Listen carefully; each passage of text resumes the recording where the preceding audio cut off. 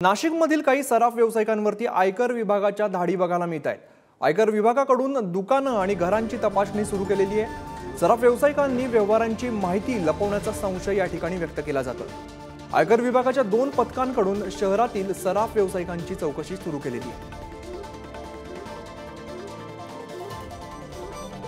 अधिक माहिती देतात आमचे प्रतिनिधी खुशाल पाटील। खुशाल, नाशिकमधील काही सराफ व्यावसायिकांवरती आयकर विभागाच्या धाडी बघायला मिळत आहेत, काय नेमकी कारवाई आहे?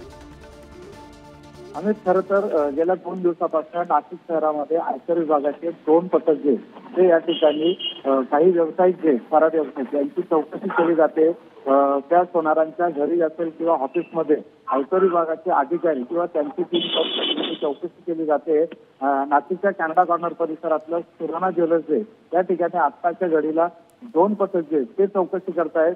खरं तर सराफ व्यवसायामध्ये अनियमितता आणि माहिती लपवल्यामुळे या धाडी काय त्या सध्या शहरात सुरू आहेत। एकूणच गेल्या 2 दिवसापासून नाशिक शहरामध्ये 2 पथक जे ते वेगवेगळ्या सराफांवरती आता धाडसत्र जे ते या ठिकाणी सुरू आहे।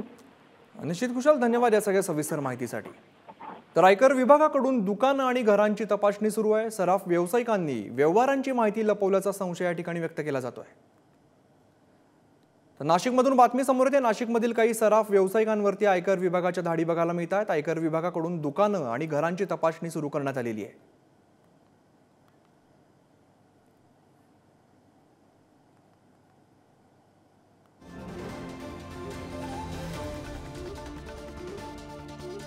Thank you.